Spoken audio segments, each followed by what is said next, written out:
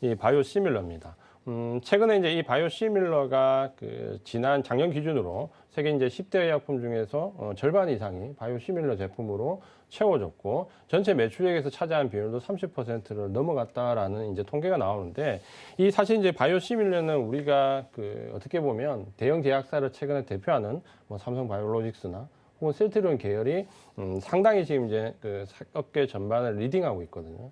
그러니까 이런 부분에서 본다면 이 바이오시밀러에 대한 부분은 묻지 않고 이제 넘어갈 수가 없습니다. 이 바이오시밀러란 도대체 이제 무엇을 말하는 거고 이 산업이 어떤 미래를 가지고 있는지 우리 노 전문님께 한번 질문을 드려보도록 하겠습니다.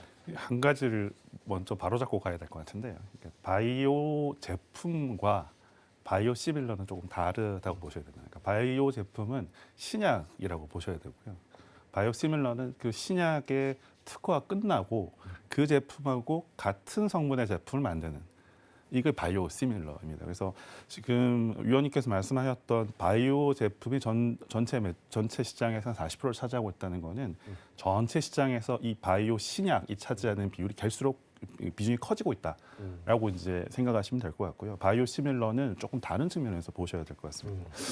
바이올로직스라고 하면 과거 신약의 개발은 작은 분자의 물질을 화학적으로 합성해서 만드는 겁니다. 여러분들이 많이 아시는 뭐 아스피린이나 아니면 뭐 타이레놀 같은 것들도 결국은 화학 분자물이라고 보시면 되거든요. 그래서 이 분자 구조가 같으면 결국은 같은 제품으로 이제 인식이 되어집니다. 그래서 우리나라 식약처 같은 경우도 어느 레인지 레벨, 그러니까 뭐 인체 동등성을 실험해서 같은 레인지에 들어가면 이 약은 효과가 동등하다라고 이제 판단하고 허가를 내는 경우가 있고요.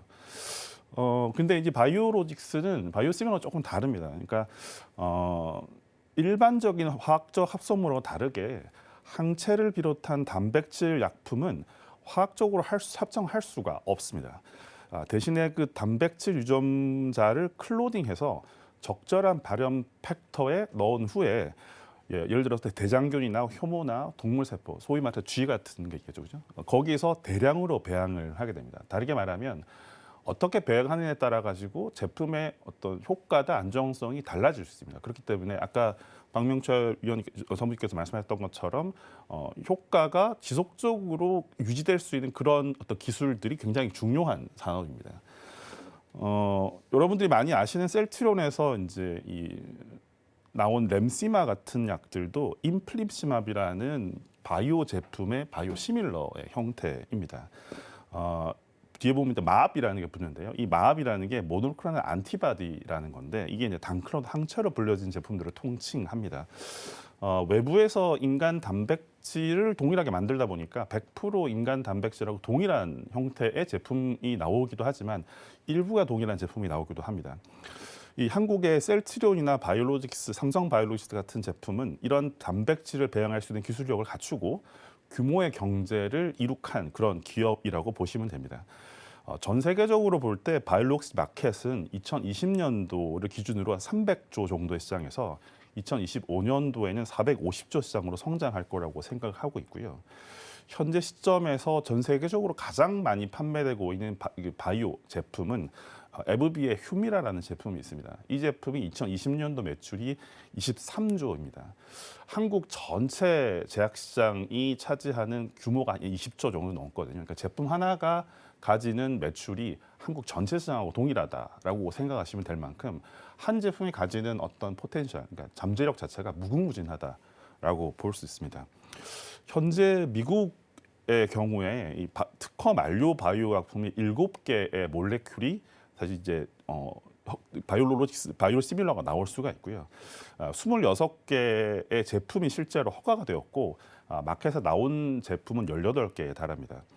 셀트리온에서 지금 만들어내오는 뭐 램시마라든가 허주마, 트룩시마, 삼성 바이오에피스에서 만든 경우는 온트라젠트, 에티코보 라는 제품들은 유마티스 관절염으로 대표되는 자가 면역 질환이나 항암제 시장에서 경쟁할 거라고 예상하고 있습니다. 제품의 출시 시기와 대규모 생산 시설에서 가져올 수 있는 가격 경쟁력이 아마도 마켓 쉐어를 결정하는데 아주 키가 될 것이라고 생각하고 있고요. 이들 제품 외에도 향후에 이제 특허가 만료되고 있는 많은 이 생물학적 제재 블록버스터들이 있습니다. 이런 제품들을 동일하게 삼성 바이오로직스나 아니면 삼성 바이오 에피스나 아니면 셀트리온 같은 데서 만들어낸다 그러면 향후의 실적 향상을 기대해 볼 수 있을 겁니다. 하지만 우리가 많이 알고 있는 뭐 파이저나 암젠 같은 회사들도 이미 바이오 시밀러 시장에 들어가 있습니다. 이렇게 인지도가 있는 회사들과 전 세계 시장에서 경쟁을 하기 위해서는 결국 아까 제가 말씀드렸던 것처럼 회사 자체의 엔터티, 회사 자체의 프레전스를 전 세계적으로 확대시키는 그런 작업을 동시에 진행해서 해야만 전 세계 시장에서의 마켓 셰어를 아까 뭐 위원님 말씀한 1%에서 뭐 10%든 15%든 올라갈 수 있는 그런 모멘텀이 마련되지 않을까 싶은 생각이 듭니다. 자, 이제 바이오 시밀러에 대해서 우리 노조분께서 아주 자세히 말씀을 좀 해주셨는데요. 사실 이제 아마 시청자분들이 궁금하신 제가 돌발 질문 또 한 가지만 하겠습니다. 그 바이오 시밀러가 사실 최근에 보면 이제 각국의 보건당국에서 적극적으로 사용이 장려되어진다라는 부분과 가격적인 측면이 그 기존 제품의 40%선 미만이다라는 부분 때문에 각국의 이제 보건당국들에서 장려를 하면서 이 바이오 시밀러 시장이 굉장히 커질 것이다라는 기대감이 있는데 과연 이제 이게 정말로 이제 이런 쪽으로 커진다면 삼성 바이오로직스나 우리 셀트리온 같은 회사들이 기회원을 좀 찾을 수 있을까요? 그 부분에서? 한국의 이 소위 말해 미투 제품들, 제너릭을 만드는 회사들이 거의 한 400개 됩니다. 한국만 그렇습니다. 전 세계적으로 이 제너릭을 만드는 회사는 수천 개, 뭐 수만 개 될 겁니다. 대신에 이 바이오로직스, 바이오 시밀러를 만드는 회사들은 사실 10개 남짓 정도입니다. 특히 이제 이 제품의 어떤 효과나 안정성을 담보할 수 있는 그런 생산 시설을 갖춘 회사들은 정말 손에 꼽을 만한 정도라고 보이는데요. 제가 보기에는 이미 사실 셀트리온 유럽에서 아까 말씀드렸던 램시마라는 제품이 마켓 셰어를 50%를 넘어가고 있고 삼성은 사실 지금 뭐 아까 CMO 시장에서 국제적으로 이렇게 인정을 받고 있는 측면에서는 뭐 규모의 경제와 생산 시설에서 나올 수 있는 그런 안정성들이 이미 증명이 돼 있다고 저는 생각이 듭니다. 만약에 이런 제품들 향후에 특허가 만료되는 생물학적 제재를 빠른 시간에 시장에 진입할 수 있고 그리고 특히나 이 제품들의 가격 경쟁력을 가질 수 있다 그러면 충분히 세계 시장에서 경쟁해 볼 수 있다고 생각이 듭니다. 대신에 이제 한 가지 더 고려해야 될 점은 뭐냐면 결국 이 독점 체제가 무너지면 여러 회사가 달려들어서 경쟁을 하게 되면 결국 마진 구조에서 영향을 받을 수밖에 없습니다. 결국 오리지널 제품들을 가지고 있는 회사들이 뭐 마진을 뭐 5%, 10% 정도 가져간다 그러면 그런 바이오로직스를 내는 제품들은 30%, 40%의 마진을 주고 들어갈 수밖에 없을 거거든요. 그만큼 넷 프라이스는 굉장히 떨어질 수밖에 없을 것이다. 그렇게 봤을 때는 얼마만큼 수익성을 유지할 수 있을 것이냐. 이게 아마 미래를 볼 때는 가장 핵심이지 않을까 싶은 생각이 듭니다.